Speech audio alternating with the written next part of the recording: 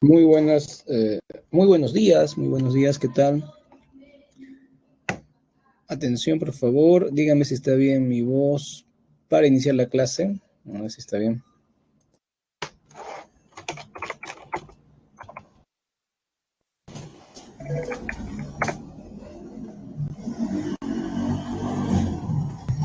Ok, a ver, me dicen, buenos días, ¿qué tal?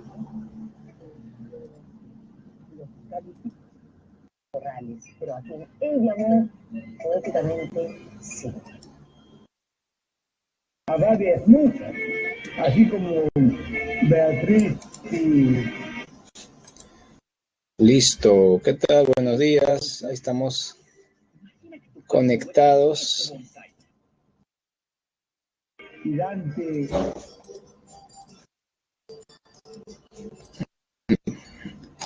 Buenos días, entonces a Diego, Andrea, Damián, Sergio, Nazario, Neil, Beatriz y Stephanie. Buenos días a ustedes y a todos los que están presentes en esta clase. Como pueden ver, tenemos nuestra primera clase de literatura peruana. Este tema ya nos va a abarcar todo el ciclo, todo lo que resta del ciclo. Primero, hablando sobre literatura peruana colonial, que es la clase de hoy.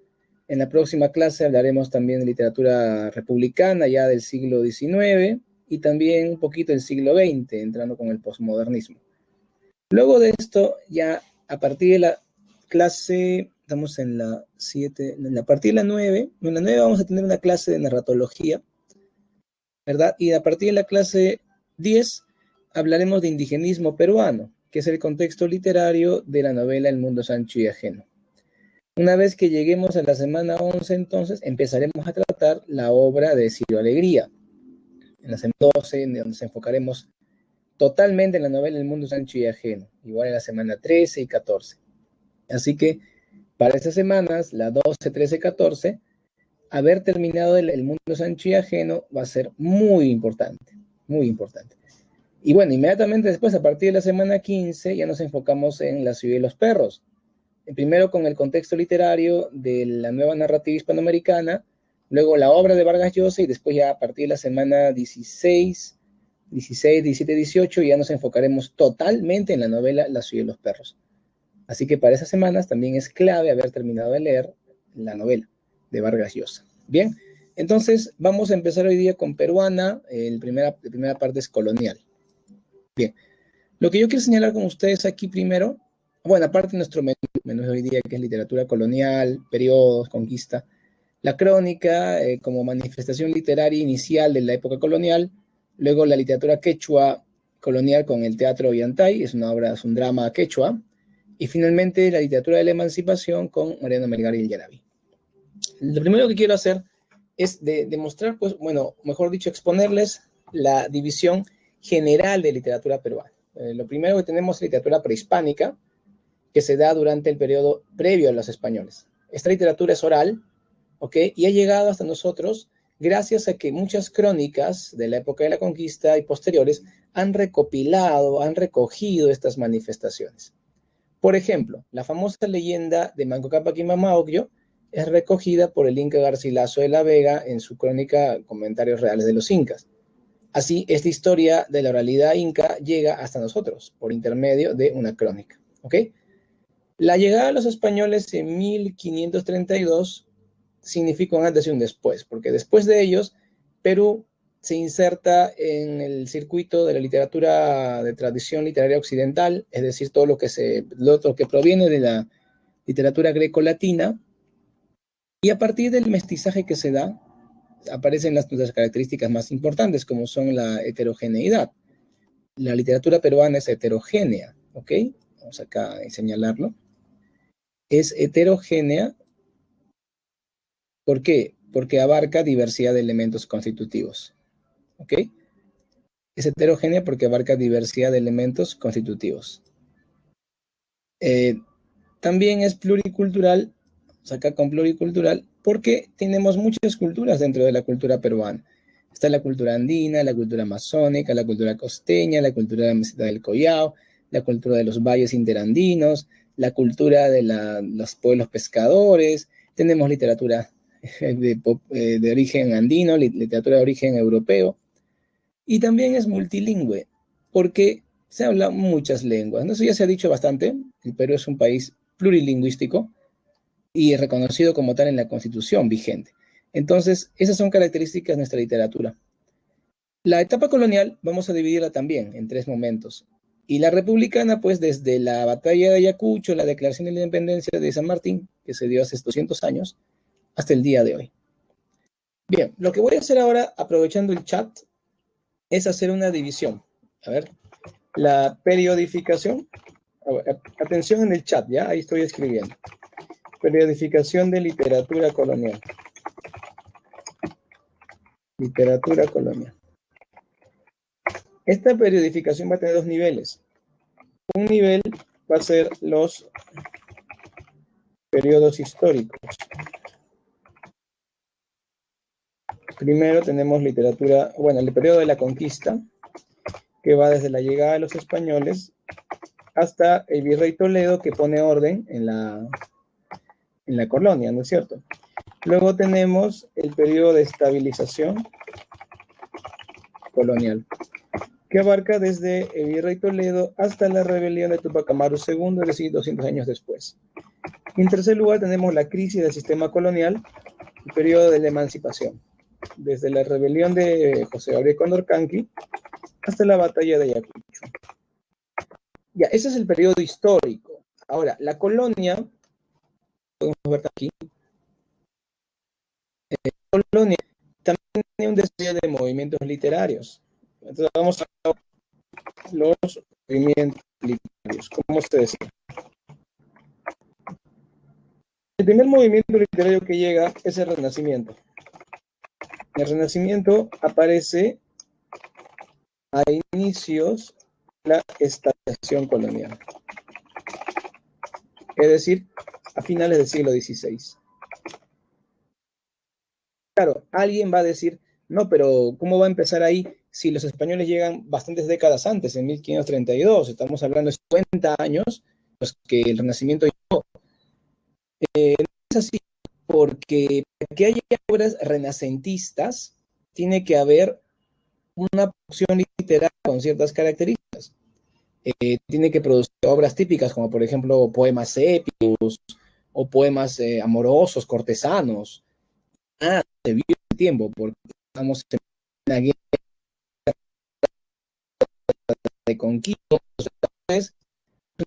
En la primera etapa, en la etapa de la conquista, lo que tenemos es crónicas y coplas, ¿no? Como lo más importante, sobre todo las crónicas. Y la crónica es un texto que mezcla la historia, el periodismo y la literatura. A ver, ¿lajeado? ¿Qué es lajeado? Estoy aprendiendo palabras nuevas. ¿Qué pasa acá? Ah, no se escucha bien.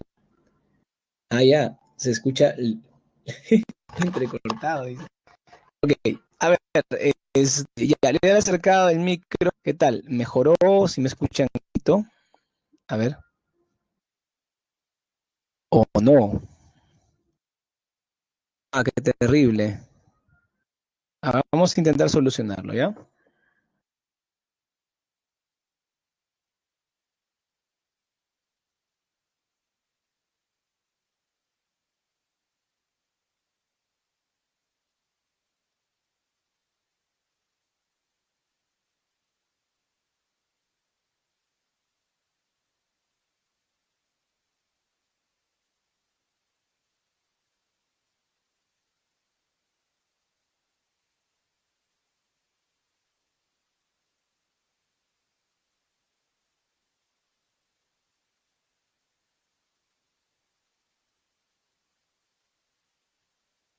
A ver, estaba hablando solo, me he dado cuenta que está el micro apagado. Ya, ¿está mejor ahora? A ver, ¿está mejor? Pregunto. Hola, probando, unos tres, probando. Hola. Hola. ¿Está igual? Ah, eso qué terrible.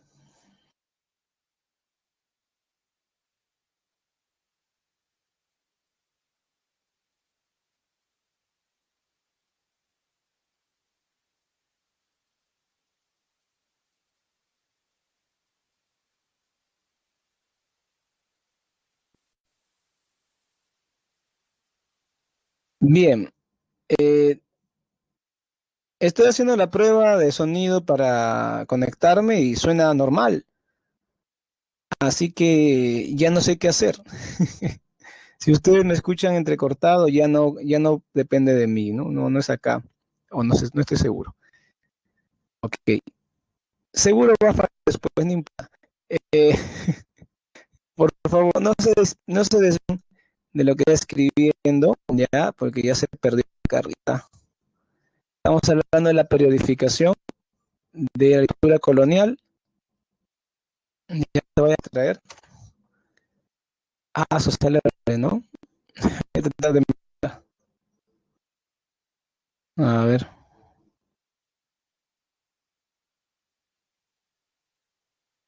Ah, puede ser, ¿ah?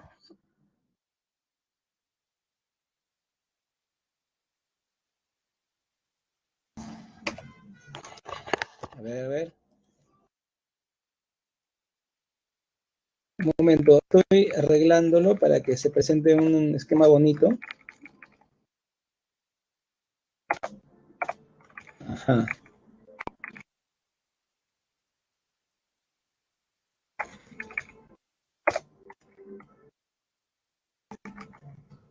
Ya ahí está.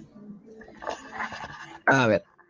Entonces, sí, claro. Lo que estaba indicando, ya no comenten nada para que no malogren mi esquema. Ahí nomás. Después presiona Enter. Entonces, bueno, a menos que esté fallando el sonido, ¿no? Ahí sí comenten. Decía, como periodos históricos tenemos la conquista, la estabilización colonial y la emancipación. En cuanto a los movimientos literarios, el Renacimiento se inicia con la estabilización colonial. ¿Y por qué? Porque antes de la estabilización, durante el periodo de conquista, no había literatura renacentista, porque la crónica, que es un texto híbrido entre el periodismo, la historia y literatura, es un texto de origen medieval, de tradición medieval. Y la copla es un tipo de texto también vinculado con la Edad Media. Cuando ya hay renacimiento, en los inicios de la estabilización colonial, ahí aparece una literatura cortesana. Por ejemplo, tenemos la de Amarilis Abelardo, que es una epístola, es un poema escrito aparentemente por una mujer llamada María Rojas Cigaray, según investigaciones recientes. Y esta mujer era de Huánuco, de la aristocracia huanuqueña, y le escribe un poema a Lope de Vega porque parece que la admiraba mucho. También tenemos La Cristiada de Diego de Ojeda. Diego de Ojeda fue un fraile europeo, un fraile español que llegó a Perú, se avecindó aquí y aquí escribió su obra más importante, La Cristiada. ¿Ok? Así que esas son dos obras importantes del Renacimiento. Este Renacimiento no fue muy importante. Para la tercera década del siglo XVII ya había sido reemplazado por el Barroco. ¿Ya? El Barroco es el siguiente movimiento desde más o menos 1630, o sea, la tercera década del siglo XVII, hasta mediados del siguiente siglo, el siglo XVIII. El barroco es, sin lugar a dudas, el movimiento literario más importante de la colonia.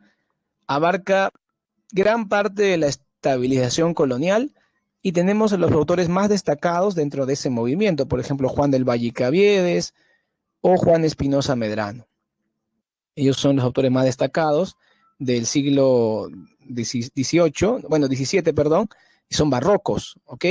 También tenemos el teatro quechua colonial como una muestra de esta excelente producción del siglo, bueno, del barroco, desde el siglo XVII hasta el XVIII, ¿ok? ¿Cuál es el tercer movimiento literario que se desarrolla en la colonia peruana? Bueno, tenemos el neoclasicismo. Vamos con eso ahora. Tercero, el neoclasicismo. Desde mediados del siglo XVIII hasta la independencia. Bueno, el neoclásico también tiene una cola muy larga, porque hasta inclusive en el costumbrismo peruano todavía era influyente. Es decir, Pardo y Aliaga y Segura todavía tenían influencia neoclásica en sus obras. Claro que son costumbristas, pero todavía se nota el influjo. Por ejemplo, te doy un tip ahí. Ñacatita, que es la obra más famosa de Segura y probablemente la más importante del costumbrismo peruano, esta obra de teatro que se estrenó en la década de 1840, casi al final del costumbrismo, tiene plenamente las 3 unidades clásicas del teatro. Estas 3 unidades que eran una característica del teatro neoclásico, es decir, lugar, tiempo y acción. Por lo tanto, es notorio que el neoclásico tiene una cola muy larga que llega hasta inclusive el costumbrismo. ¿Ok? El autor neoclásico más importante, sin lugar a dudas, es Mariano Melgar, y corresponde a la época emancipadora. Bien, espero que no se estén confundiendo. Bien, he diferenciado claramente el periodo histórico de periodo literario. No calzan exactamente. Eso de calzar exactamente muchas veces es una invención o es una manera didáctica de explicar las cosas, pero es bueno siempre que sepan los detalles para que así puedan entender mejor las obras. ¿Listo? Vamos entonces con la crónica. La crónica es un tipo de texto que, repito, mezcla el periodismo, la historia y la literatura. Aparece durante la Edad Media en España porque los reyes castellanos mandaban a recopilar la información que había de los hechos ocurridos durante la Guerra de Reconquista. Por lo tanto, la crónica es un texto de origen medieval español y que pasa acá a Perú con la conquista. Los conquistadores españoles dan su testimonio de los hechos ocurridos. Es decir, si tú eres un soldado de Pizarro, eres un capitán, contabas lo que había ocurrido, ¿no? Tal vez en tus memorias, cuando estabas mayor, o también cuando estabas en plena época de conquista, llegaban y te mandaban a escribir tu diario, ¿no? O tú mismo escribías tu diario porque te nacía. De esa manera aparecen las crónicas. La crónica de la conquista del Perú tiene mucha variedad. Hay crónicas rudimentarias, muy sencillas, la crónica soldadesca, ¿verdad? Los diarios de soldados. También hay crónicas de un nivel de redacción muy alto, crónicas de un nivel muy importante, por ejemplo, la de Cieza de León, que es considerado el mejor cronista español, y crónicas como la Inca Garcilaso de la Vega, que tienen una gran calidad, extraordinaria redacción, pero que a un nivel histórico han sido muy rebatidas y consideradas crónicas que tienen muchos defectos. Sucede que una crónica, repito, tiene que ser escrita... la abuelita?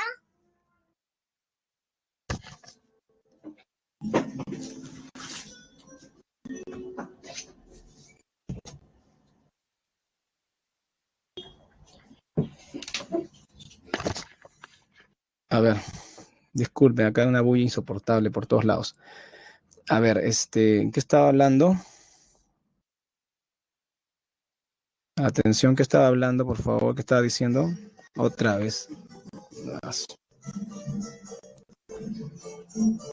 Si no se puede. La crónica, ¿no?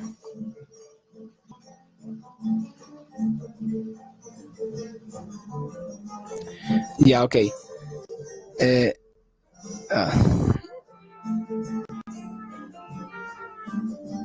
Ya decía. La crónica, repito, es un tipo de texto muy amplio que puede abarcar textos muy bien redactados, ¿sí? Textos muy bien redactados. También puede abarcar textos muy sencillos, muy simples, y normalmente está dado por una intención, por una parcialidad, un intento de hacer algo, hacerle propaganda a alguien o hacerse propaganda a sí mismo también podría ser. Por ejemplo, en la crónica del Inca Garcilaso, Comentarios Reales de los Incas, él le hace un gran elogio a los incas para de alguna manera contrarrestar la mala imagen que habían dado de ellos los cronistas toledanos, los cronistas del virrey Toledo, que como Toledo combatió a los incas de Vilcabamba y los venció, mandó ejecutar inclusive a Tupac Amaru I, el último inca de Vilcabamba. Sus cronistas trataban de hacer quedar a los incas como tiranos. El Inca Garcilaso de la Vega, que es descendiente de una mujer de la panaca de Tupayupanqui, su madre era una princesa inca, ¿no es cierto? Su madre era una princesa inca. Entonces él trata de una manera de reivindicar a los incas y hace una versión idealizada de ellos, que se ha convertido en la versión más conocida de la historia inca. Si tú hablas con cualquier persona del mundo, te va a hablar la versión de los incas del Inca Garcilaso. No te va a dar la versión que tú conoces porque tú sí sabes historia, porque tú has estudiado en la Presa San Marcos, te han enseñado al profesor de historia de San Marcos. No, ellos te dan una versión que los incas eran buena gente, que los incas eran bien justos, eran todo lo diferente a lo que en realidad eran, porque el Inca Garcilaso tiene una versión idealizada que ha sido muy difundida.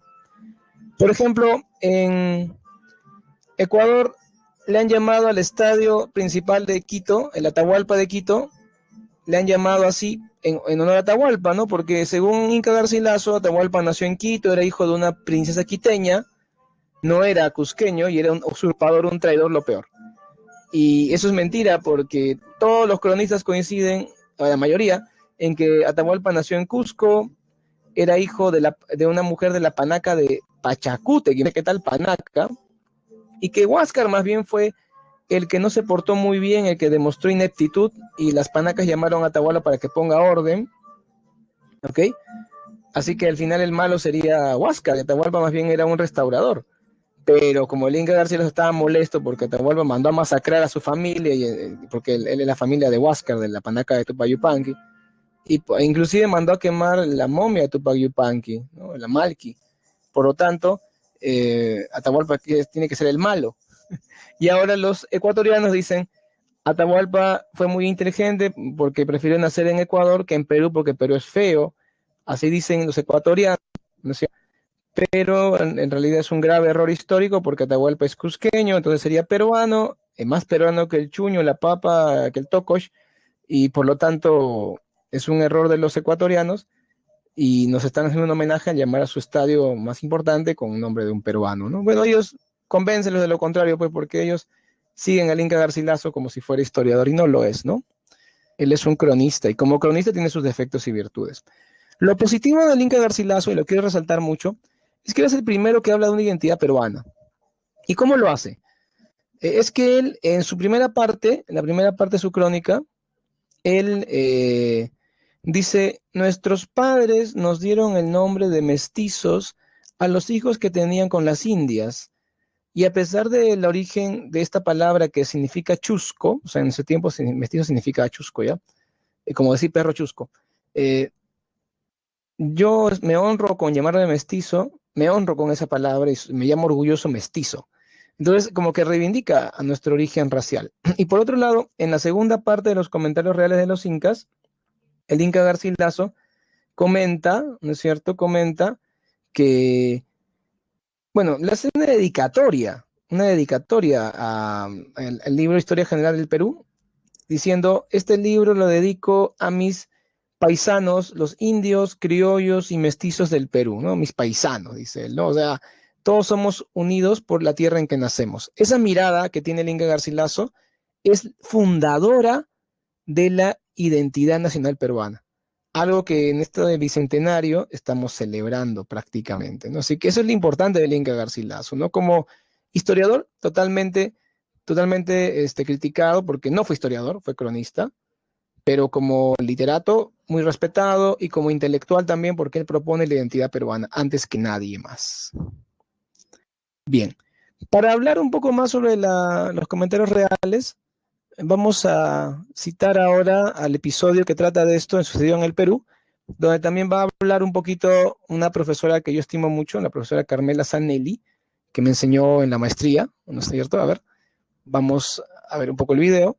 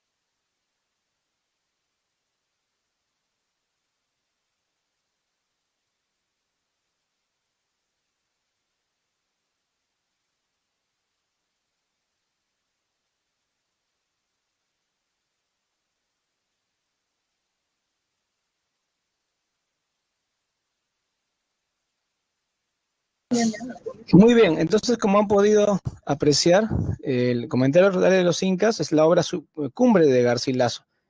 Él pudo empezar su carrera como literato pasado los 50 años, porque en esa época heredó a su tío Alonso de Vargas, que era un rico aristócrata español, hermano mayor de su padre, de Garcilaso de la Vega, el capitán que llegó a Perú, y por lo tanto tuvo la posibilidad de hacer lo que más le gustaba, es decir, leer y escribir.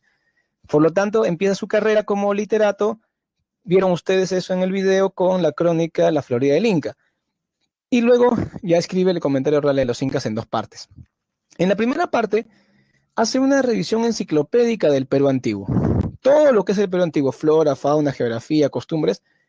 Pero esta revisión enciclopédica la hace no pautada por un orden alfabético, como las enciclopedias habitualmente hacen, sino pautada por la sucesión de los incas. O sea, desde Manco Cápac hasta Huayna Cápac. Hace una revisión histórica geográfica de lo que es el Perú a partir de la sucesión de los incas. En esta primera parte, él se muestra muy polémico porque siempre indica que él es el más competente de todos los cronistas, entonces, en otras palabras, es el mejor cronista, y lo dice porque según él domina el quechua. Él dice que domina el quechua porque lo mamó de los pechos de su madre, y eso es lo que él dice, ¿no? O sea, es una teoría lingüística obviamente desfasada. Hoy día no sabemos que no aprendemos una lengua por la leche que lactamos, sino la aprendemos por la sociedad en la que crecemos. Pero él decía eso, ¿no? Dando resalte a su origen español. O bueno, perdón, a su origen inca, perdón, porque su madre era una princesa inca de la Panaca, de Tupanqui, se llamó Isabel Chimpu Ocllo. Claro que Isabel fue el nombre cristiano que adquirió esta mujer cuando se bautizó. En la segunda parte, él inicia con la guerra entre Atahualpa y Huáscar, que trajo un baño de sangre al Cusco, porque inclusive matan a a muchos integrantes de la familia de Huáscar, a la que él pertenecía por su mamá, la Panaca de Tupayupanqui. Y él, después de este baño de sangre, pasa al baño de sangre que significó las guerras civiles entre los conquistadores, donde su padre, el capitán Garcilaso, tiene un protagonismo muy importante. Era amigo de Gonzalo Pizarro y llegó a participar en la revuelta de encomenderos. Claro que se pasó al bando del rey a última hora, pero por su apoyo bastante fuerte hacia Gonzalo, el papá fue acusado de traidor ante la corona. Y esto afectó mucho a Garcilaso, que de alguna manera quiere reivindicar el nombre de su padre, explicando los motivos de que su padre haya estado a favor de Gonzalo Pizarro y demostrando que no era un traidor a la corona. Como ven, esta segunda parte ya tiene una etapa más cercana al autor, y sí, hay un poquito de autobiografía en la segunda parte, porque si en la primera parte Inca Garcilaso nos dice que se basa en testimonio de sus tíos y de amigos del Perú, eso nos dice él, ¿no es cierto?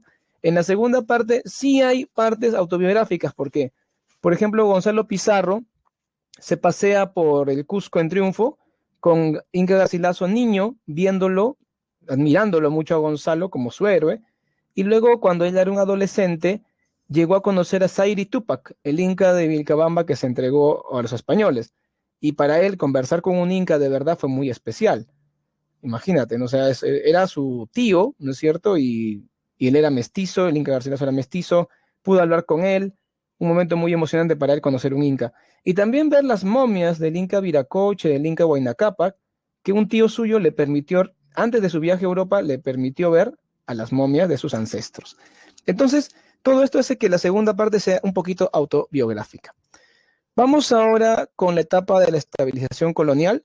En la estabilización colonial tenemos el teatro quechua colonial como el momento más importante. ¿Ok? El teatro quechua colonial, desde mediados del siglo XVII, o sea, prácticamente iniciado el barroco, hasta fines del siglo XVIII, y el neoclásico nunca llegó a influir en la literatura del teatro quechua colonial, así que es puramente barroca. Tiene todos los elementos del teatro del siglo de oro español, ¿ok? Por ejemplo, si tú haces una revisión de Ollantay con respecto a La vida es sueño, vas a encontrar muchas coincidencias, demasiadas diría. Estas obras del teatro quechua colonial fueron compuestas en lengua quechua y corresponden al poder que tenían los incas coloniales. Entonces, tú al escuchar Inca colonial, tú vas a pensar, pero ¿cómo va a haber incas en la colonia? Supone que son de la época previa a los españoles. Claro, es que había incas que familias nobles del Cusco que habían transado con los españoles, que en lugar de enfrentarse a ellos en las guerras de Manco Inca, habían sido aliados de los españoles. Y estos aliados tuvieron sus privilegios, eran reconocidos como vasallos nobles del rey de España y tenían derecho a montar a caballo, a hablar quechua, a tener ciertas prerrogativas. Esta gente fue la que propuso la existencia de un teatro quechua colonial, mayormente compuesto por obras religiosas como autos sacramentales, que los autos sacramentales viene a ser la forma literaria típica de este teatro quechua colonial, excepto una obra. La única obra que no es autosacramental es Ollantay, justamente. Por ejemplo, a ver, Ollantay es una obra mestiza y lo que te decía acerca de la influencia del teatro del siglo de oro tiene que ver, ¿no es cierto?, con la estructura. Por ejemplo, tiene 3 actos, Ollantay, tiene 3 actos también La vida es sueño. En Ollantay aparecen los personajes tipos de un rey, un héroe, el rival del héroe, el anciano sabio que aconseja, la princesa, la dama que le acompaña, el bufón. ¿Está bien? Bueno, igualito, en La vida de sueño tenemos pues al rey Basilio, al héroe Segismundo, a su rival Astolfo, al consejero Clotaldo, tenemos a la princesa Estrella, a la dama Rosaura y al gracioso Clarín, que es el que hace los chistes. En el caso de Yantay igualito, el rey viene a ser Pachacútec y también Tupayupanqui, su hijo. Luego el héroe va a ser Ollantay, su rival va a ser Rumiñahui, la princesa va a ser Cusicóyur, la dama va a ser Imazuma, bueno, es su hija, pero la acompaña como dama en cierto momento. El consejero va a ser William Humo, el sabio sacerdote del sol. Y por último, el gracioso es Piquichaki. Entonces sí corresponde la estructura de personajes. También tiene 3 actos y también utiliza el verso octosílabo y la rima consonante. ¿Qué tiene de indígena Ollantay? Bueno, para empezar, tiene el argumento, porque el argumento de esta obra es un argumento prehispánico, conocido en Perú desde antes de la llegada de los españoles. Es una tradición oral prácticamente, y en el siglo XIX se hizo pruebas y bueno, algunos viajaron desde Lima, conocieron el Cusco y se fueron a los pueblitos del Cusco, donde había gente analfabeta, gente quechua hablante, y ellos conservaban la leyenda de Ollantay. No van a decirme, no, que en el colegio han visto, esa gente vio la obra. No, porque no había ni colegio, no tienen educación. Entonces, lo que se basaban ellos era en la tradición oral, una educación a partir de la tradición oral y conocían la leyenda de Ollantay. Eso demuestra el carácter muy peruano, prehispánico del argumento.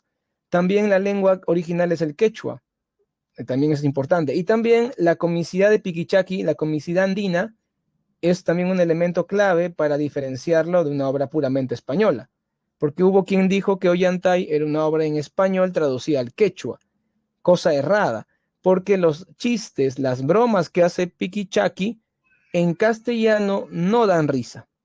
La gente piensa que es porque no, que no es gracioso, porque no es un personaje cómico. Lo que pasa es que en castellano no se entiende sus bromas. Eso lo entiendo perfectamente porque bueno, siempre que yo he estado en reuniones de mis padres y hablan quechua, hacen sus bromas en quechua y yo no entendía que estaban hablando y se reían. Entonces le pedí a mi mamá que me explique, que me lo traduzca y me decía, hijo, si te traduzco no te va a dar risa. Y le decía igual que lo haga y lo traducía y no me daba risa. Entonces, ¿ves? Y ella seguía riéndose en quechua. Entonces, esto demuestra que el castellano no tiene la misma gracia que el quechua. Y las bromas en quechua no se entienden en castellano. Esta es la comicidad andina de Piquichaki. Es un elemento que se analiza porque tiene elementos españoles y elementos indígenas. ¿Ok? Vamos ahora, sí, pueden preguntar a su profesor de lenguaje o profesor del lenguaje. Vamos con el argumento. Ollantay es una obra, es un drama en quechua que abarca la historia del general Ollantay, que es el mejor general de Pachacútec, pero que pide la mano de Cusicóyur, la hija del Inca, y se la niegan, porque el Inca ejerce un poder inflexible y autoritario. No permite que las barreras sociales se traspasen.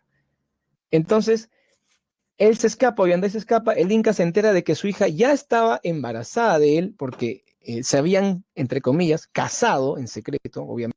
Y esto implica que el Inca lo manda a atrapar y manda a encerrar a su hija en cautivo. Ollantay se escapa, en el antisuyo revela los antis a su favor y con un ejército, bueno, tropas del Inca al lado de Rumiñahui, su rival, el otro general inca, y Rumiñahui no tiene la capacidad de Ollantay, es derrotado fácilmente.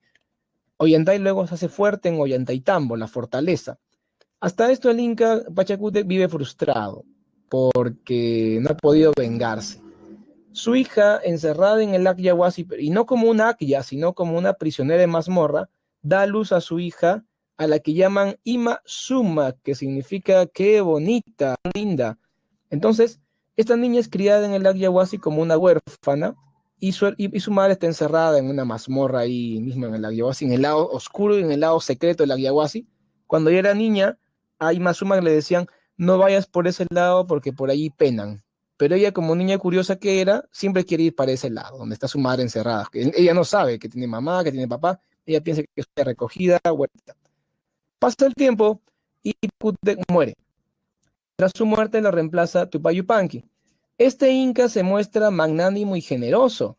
Aparece Rumiñahui después de años de estar oculto y le dice, dame una oportunidad, yo voy a vencer esta vez sí a Ollantay. El inca le da la oportunidad y así, no con fuerza bélica, sino con el engaño y la apariencia, Rumiahui logra vencer a Ollantay entrando a su fortaleza y abriendo la puerta para que sus tropas puedan atrapar a Ollantay. Ollantay es llevado a Cusco prisionero. Hasta esto, su hija, la bella Ima Sumac, y es una adolescente, se escapa de la vigilancia de su nodriza Pitusaya y se va al lado oscuro, al lado prohibido de la Yahuasi, y encuentra una mazmorra, y ahí está su madre, ¿no? Entonces se conversa con ella y se da cuenta que es su mamá, se reconocen como madre e hija, y luego ella le dice, me refiero a Kusikoyur, hija, tienes que hablar con tu tío, tu Payupanqui, el nuevo Inca, para que me rescate, porque tu abuelito Pachacútec me encerró aquí, pero tu tío me puede rescatar. Entonces la niña va a tratar de escapar del Acyahuasi, y justo escapa el día en que su padre estaba llegando al Cusco a ser juzgado. En lugar de mandarlo a ejecutar, como correspondería a la tradición inca, y esto es histórico, ¿no? O sea, los incas eran muy crueles con los traidores, no perdonaban ninguna traición. Tupayupanqui, en lugar de esto, perdona a Ollantay, le propone perdonarlo, a cambio de que se convierta en el comandante de las fuerzas de defensa de Cusco, porque Tupayupanqui quiere conquistar el Collasuyo y quiere que alguien competente se quede en su lugar. Y le dice todavía, para que me seas leal, tienes que casarte con una chica de mi panaca. Entonces, Ollantay le dice, no, Inca, no puedo hacer eso. El Inca se molesta, ¿y por qué no? Porque mi corazón ya le pertenece a una ñusta, dice Ollantay.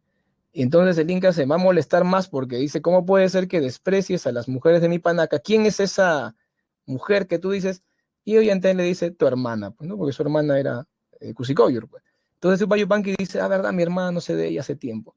Justo ahí aparece la niña Ima Sumac y le dice, tío, mi mamá está en prisión, sálvala.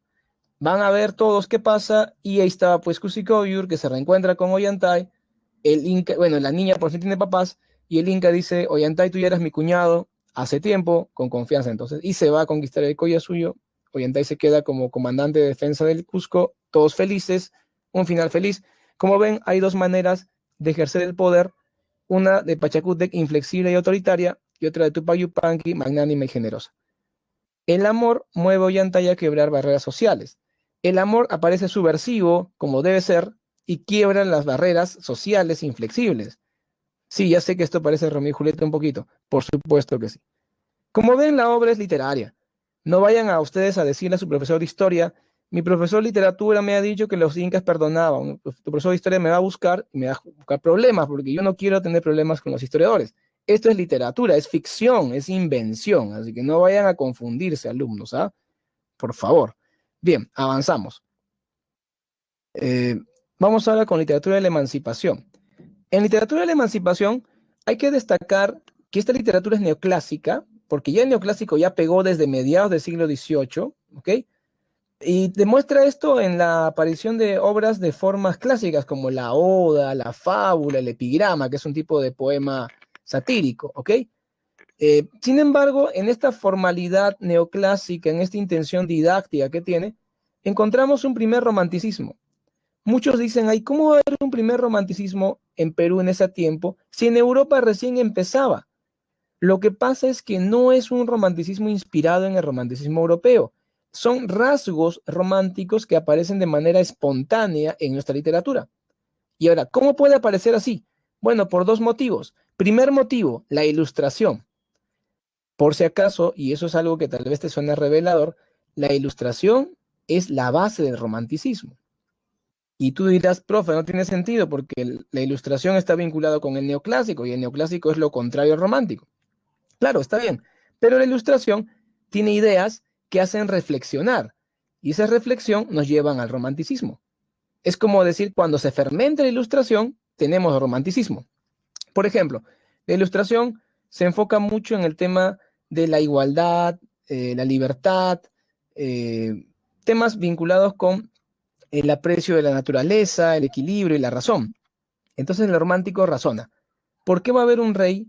¿Por qué me va a mandar a mí si yo no lo he elegido? Eh, ¿Por qué motivo hay gente que se cree mejor que otra? Y toda esta reflexión nos lleva a la noción de patriotismo, sentirte orgulloso de tu naturaleza, de tu patria, el paisaje americano, que es vinculado con la naturaleza romántica, el homenaje patriótico y la situación del indio para reivindicarlo. Entonces, como puedes ver, el primer romanticismo aparece como una especie de adelanto de ciertas características, sobre todo en los temas de las obras que van a venir en el romanticismo propiamente dicho. Respecto al contenido, las obras de este periodo de emancipador eh, tienen tendencia al americanismo. ¿Qué es eso de americanismo? Es decir, de abarcar todo como si fuéramos americanos y no como si fueras peruano, argentino, mexicano. Un ejemplo de esto es la carta a los españoles americanos de Juan Pablo Vizcarra y Guzmán. Él se dirige a todos los españoles americanos, o sea, a los criollos, no solamente a los de Perú, por ejemplo.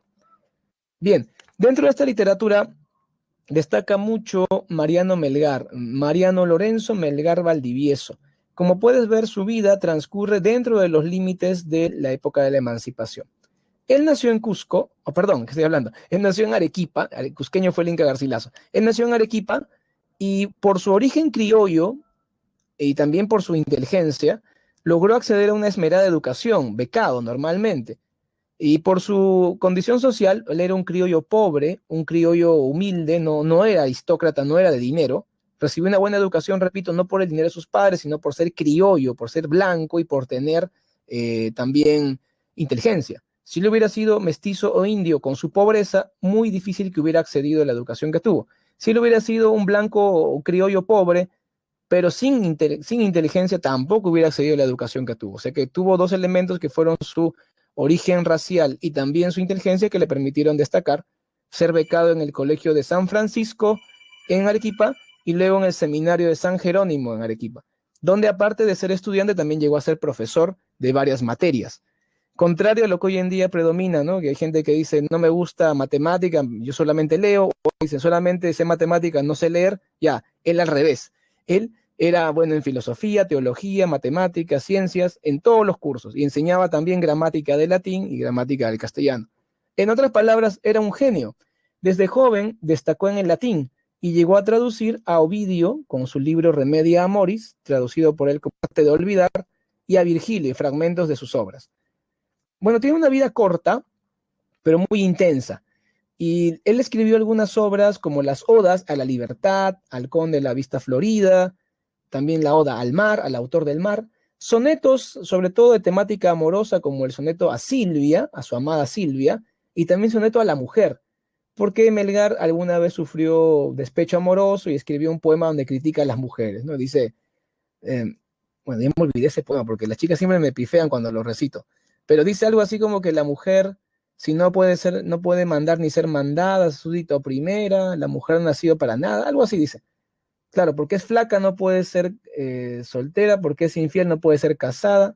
Bueno, algo así. Ah, claro, el poema, el soneto a Silvia, es un soneto donde Melgar dice que el amor va a ser eterno mientras dure, ¿no? En cambio, en el soneto de la mujer, él critica a la mujer por sus defectos e indica que la mujer es una existencia, una creación de la naturaleza que no tiene mucho sentido. Y obviamente yo no estoy de acuerdo con él, por supuesto. En sus fábulas, él es más que todo un autor muy político, tiene fábulas políticas donde critica el abuso a los indios y también la desunión de los patriotas frente a la guerra ante los realistas, por cierto. ¿eh? Pero mejor escuchemos a los expertos, aunque sea un minutito o dos, hablar del gran Melgar. A ver, vamos a escuchar a los expertos. ¿Dónde está? Video interno, externo. Ahí va.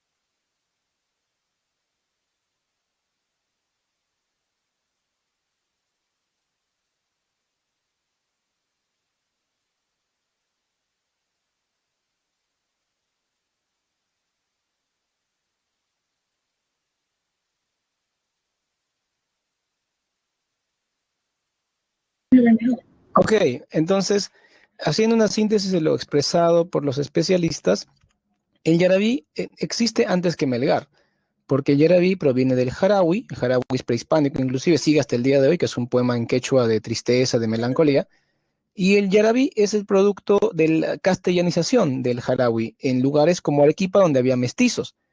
Melgar, por su origen social, que es pobre, humilde, no por su educación esmerada como neoclásico, conoce el yarabí, que era una manifestación popular oral, y la convierte en una poesía culta, porque él le da elementos cultos neoclásicos. Por lo tanto, Melgar es el consolidador de una tradición, el que inicia una nueva etapa. Antes de Melgar, el yarabí era visto como una manifestación digna, pues, de gente de muy baja calaña, y en Arequipa, que son la gente muy orgullosa de lo suyo, decían, Yarabí no tiene nada que ver conmigo.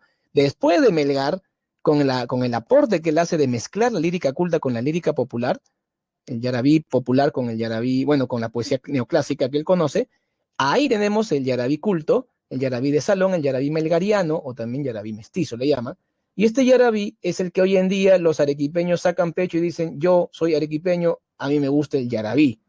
Me hace recordar mucho el origen del tango en Argentina o de la música flamenca en España, ambas igual que el yarabí en su momento de gente marginal, y hoy en día a nivel mundial es el orgullo de Argentina el tango, el orgullo de España el flamenco, ¿no? Averigüen un poco ese tema para que me entiendan mejor.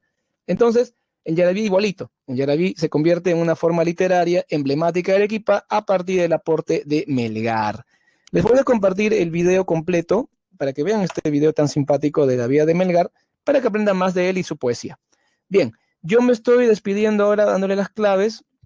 Por favor, capture pantalla. Ya saben que cualquier duda sobre las claves de semana 7 la pueden hacer en el multichat. No dejen de leer El Mundo Sancho y Ajeno, termínenla ya, aprovechen el tiempo y empiecen a leer La Ciudad y los Perros. Yo me despido y nos encontramos de nuevo el próximo viernes, ¿ok? Muchas gracias por su atención. Disculpen las interrupciones acá, pero uno no maneja su entorno y bueno, hoy día he tenido bastante, me han hecho sentir mal estas bullas que había.